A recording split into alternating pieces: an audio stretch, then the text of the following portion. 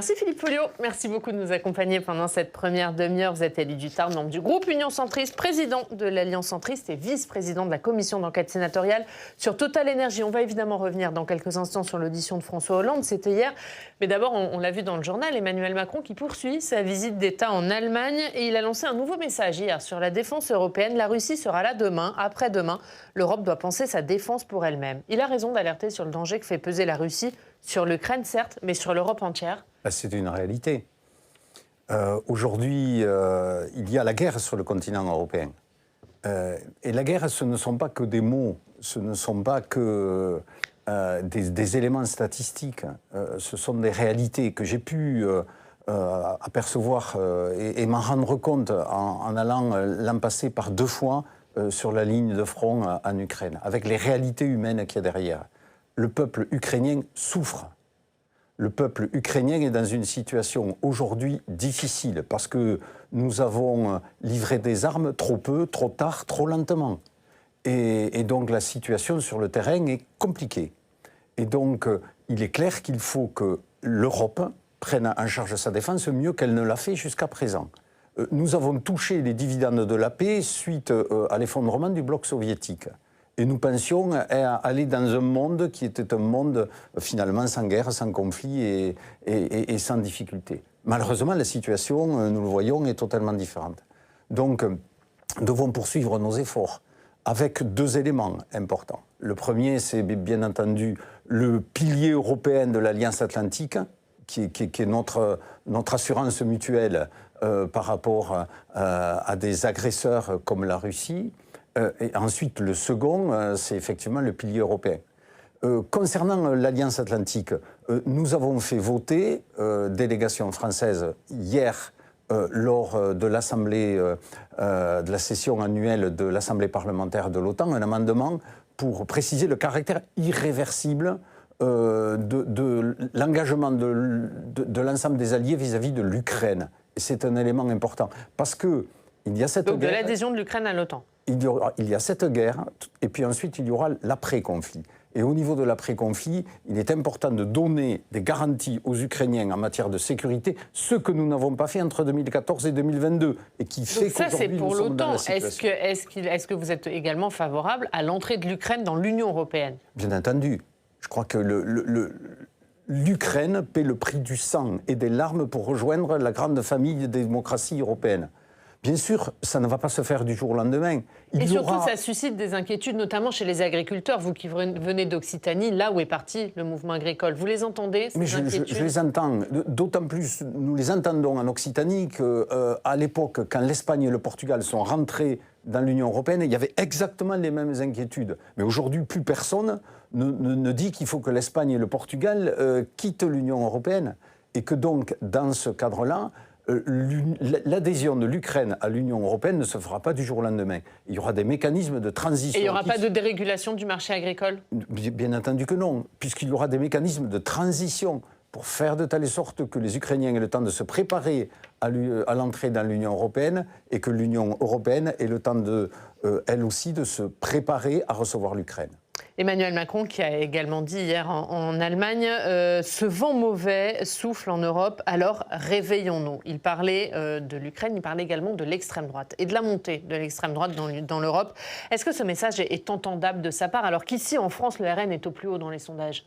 Il est clair qu'il y a quand même des éléments d'interrogation par rapport à cela et que si aujourd'hui, vous savez, dans nombre de départements de notre pays, c'est le cas du mien, il y a des secteurs où il n'y a pas de problème d'immigration, il n'y a pas de problème de délinquance, il n'y a pas de problème de chômage. Et pour autant, il risque d'avoir un vote pour le Rassemblement national très, très fort, très haut. Donc il faut se poser un certain nombre de questions par rapport finalement aux angoisses qui sont celles de nos concitoyens. Au regard du fait qu'ils se sentent, pour certains d'entre eux, complètement abandonnés des politiques publiques. Est-ce que c'est uniquement la faute d'Emmanuel Macron? Ou est-ce qu'il y a une responsabilité générale? Une responsabilité certainement collective. Mais il y a aussi le fait que celui qui est en charge des affaires du pays depuis maintenant 2017 a aussi sa part de responsabilité. On parle de l'actualité du Sénat, puisque le Sénat mène actuellement une commission d'enquête sur le respect par Total Energy de ses obligations climatiques et les orientations de sa politique étrangère, de la politique étrangère de la France. Hier, c'est l'ancien président de la République, justement, François Hollande, qui était auditionné. On va voir les temps forts de cette audition avec Alex Poussard.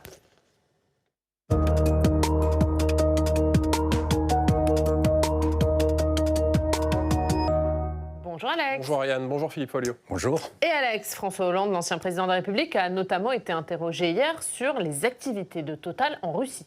Oui, puisque depuis le début de la guerre en Ukraine, les sanctions européennes contre la Russie ne s'appliquent pas à l'importation de gaz naturel liquéfié.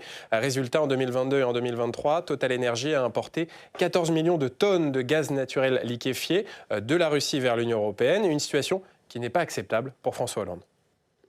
Quoi qu'il en coûte, c'est le cas de le dire, il serait sans doute nécessaire de suspendre ce type de livraison parce que c'est un atout considérable pour la Russie et une source de financement importante et un contournement en réalité des sanctions.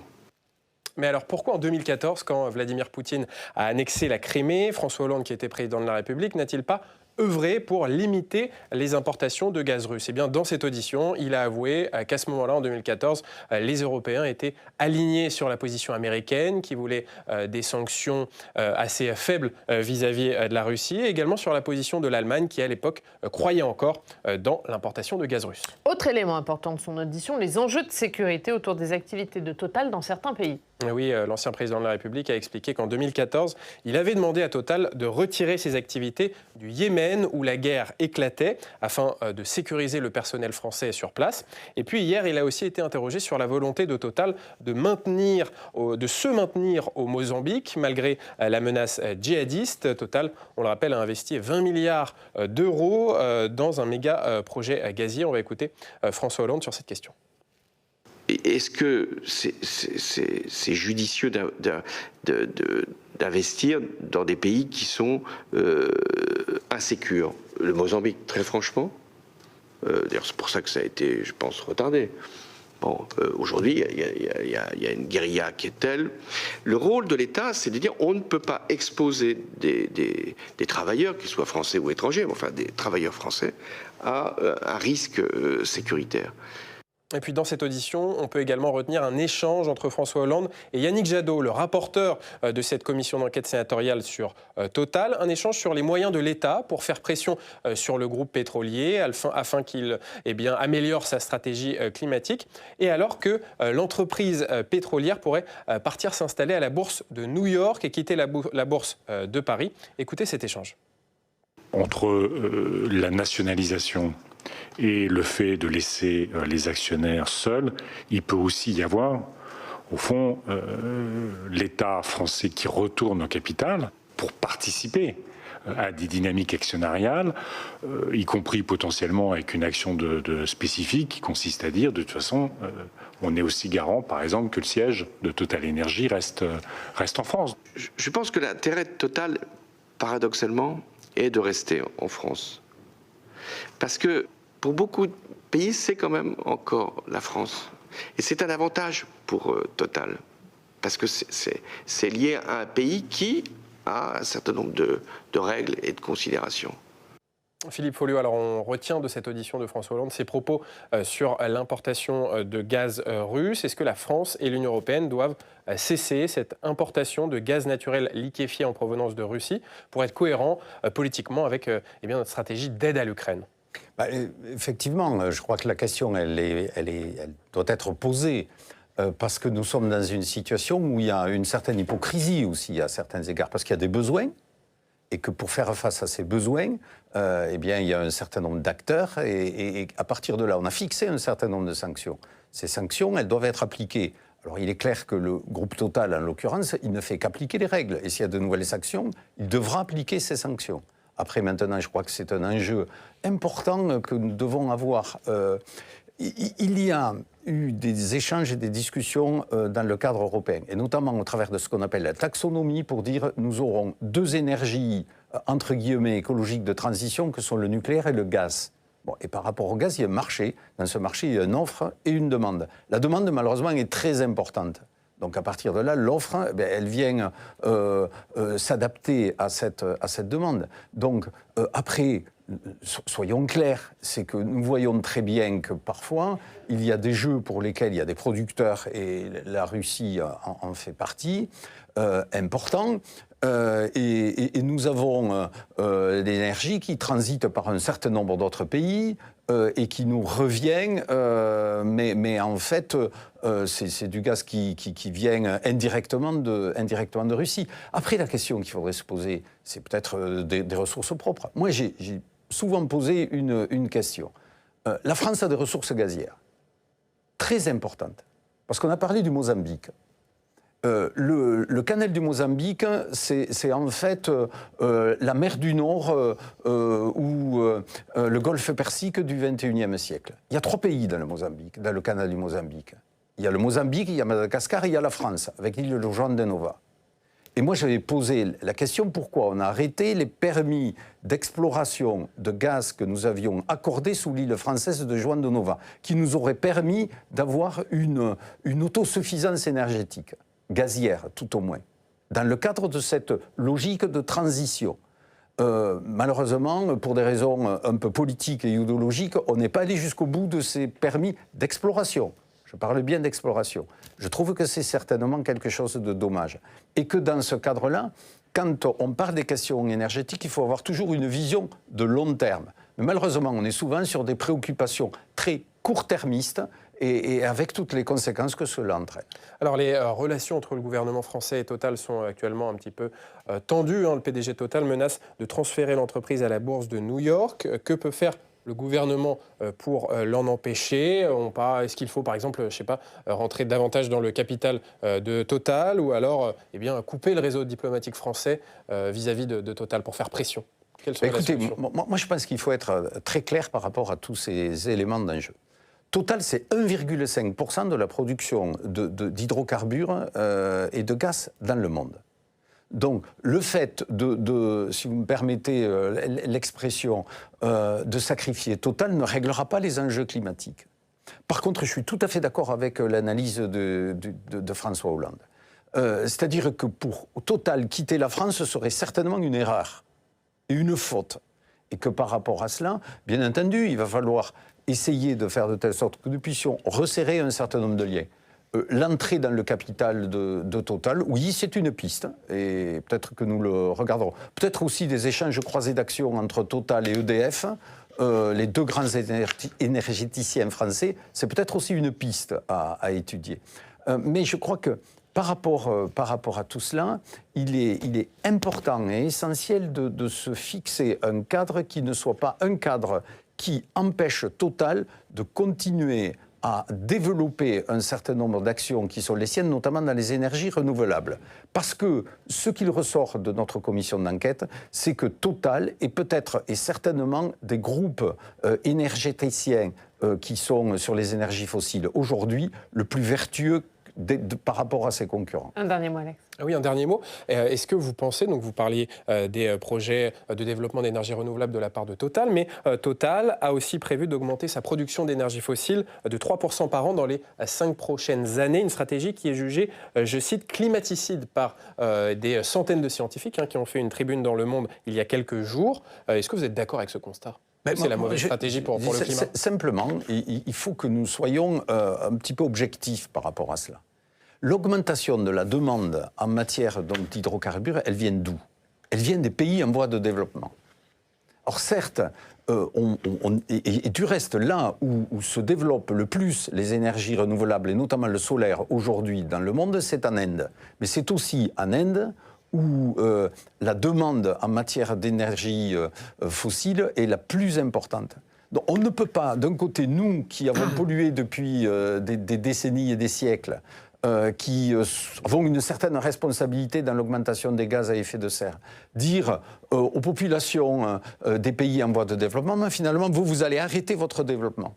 Donc nous sommes en phase de transition. Et cette phase de transition, elle est difficile, elle est compliquée. Donc nous devons accentuer les efforts en ce qui nous concerne, pour la décarbonation de notre économie, ce qui revient par rapport aux enjeux du nucléaire, qui est un élément essentiel pour notre pays, et en parallèle, essayer d'aider, d'accompagner les énergies renouvelables ici, mais aussi dans les pays du Sud. Merci Alex, à tout à l'heure. À tout à l'heure, on parlera du nouveau baromètre Odoxa sur les intentions de vote aux élections européennes. Ce sera ainsi, vous découvrirez les résultats dans une demi-heure. On va voir l'actualité dans votre région. On va retrouver Éric Berger. Bonjour Éric, merci beaucoup d'être avec nous. On est ravis de vous revoir. Éric, rédacteur en chef adjoint de la Dépêche du Midi. À lire aujourd'hui dans votre journal, un dossier sur les déserts médicaux et les difficultés que rencontrent les patients pour obtenir des rendez-vous chez certains spécialistes notamment. Bonjour Oriane, oui en effet c'est le dossier qui nous a intéressés aujourd'hui, auquel on consacre 2 pages. Bon, c'est un sujet qui revient assez fréquemment parce que c'est vraiment une préoccupation importante des habitants d'Occitanie. On a tout simplement lancé un appel à témoignages pour savoir si nos lecteurs étaient confrontés à cette problématique et on a reçu, c'est pas une surprise, beaucoup de témoignages d'habitants de la région, à peu près dans tous les territoires. D'ailleurs, on ne peut pas dire que ce soit un territoire plus qu'un autre, qui ont des difficultés pour avoir un rendez-vous chez un spécialiste. À peu près toutes les spécialités sont touchées. Un des témoignages les plus emblématiques, c'est un lecteur qui habite à une centaine de kilomètres de Toulouse et qui est obligé de faire 250 kilomètres aller-retour pour voir un dentiste. Mais on a aussi des témoignages de lecteurs du Tarn, un département cher à votre invité, qui sont obligés d'aller sur Toulouse pour voir certains spécialistes. Une étude publiée le mois dernier par la Fondation Jean Jaurès illustre bien ce propos. Le délai moyen d'attente pour avoir un rendez-vous dans certaines spécialités est assez long.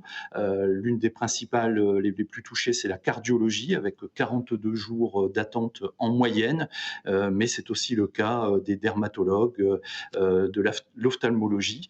Et encore une fois, c'est toute la région qui est concernée. Alors dans ce dossier, on a essayé aussi de s'intéresser aux solutions possibles et on a interrogé le vice-président de la région en charge de la santé qui s'est engagé, la région s'est engagée à recruter et à salarier des médecins généralistes avec l'objectif d'en recruter près de 200 d'ici 3 ans. Mais l'élu en question nous explique que la situation ne va pas s'améliorer de sitôt parce qu'il y a beaucoup de médecins qui partent à la retraite et qui ne sont pas remplacés. Donc, à court terme, il ne faut pas s'attendre à une grande amélioration. Alors, une question pour votre invité, Philippe Folliot, que je salue. Quelles sont, vos propositions pour essayer de répondre à cette problématique qui concerne vraiment tous les territoires de la région? Écoutez, tout d'abord, bonjour. Pour moi, c'est rester en cohérence avec ce que j'ai toujours défendu. En 2003, j'avais déposé une proposition de loi, étant député à l'époque, sur l'installation des médecins pour aller vers un système de régulation. En gros, que disait cette proposition de loi? C'est-à-dire pour les professionnels de santé, et plus particulièrement les médecins généralistes, c'était appliquer le mode d'installation qu'il y a pour les pharmaciens. Les pharmacies dans notre pays, il y en a partout. Il y en a dans les grandes villes, il y en a dans les métropoles, il y en a dans les villes moyennes, il y en a dans les petites villes, il y en a dans les quartiers sensibles, il y en a dans le secteur rural. Parce qu'on ne peut pas s'installer pharmacien où on veut. On va s'installer pharmacien en fonction d'un nombre d'habitants et d'un système de répartition qui fait que quand vous êtes en milieu urbain, il faut 3500 habitants pour ouvrir une pharmacie. Quand vous êtes en milieu rural, c'est 2500. Et que donc, dans ce cadre-là, on a une équitable répartition des pharmacies donc, au niveau national. Eh bien, moi, je proposais qu'on ait exactement le même système pour les médecins.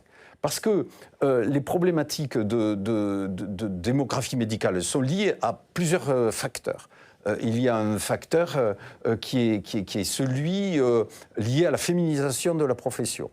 Avec un certain nombre de jeunes femmes médecins qui, au bout d'un certain nombre d'années, ou travaillent à temps partiel, ou décident de ne plus exercer. Il y a un problème lié au fait qu'il y a certains médecins qui préfèrent les activités de médecins salariés plutôt que dans la médecine libérale. Ensuite, il y a aussi et surtout le problème de l'inégale répartition des médecins.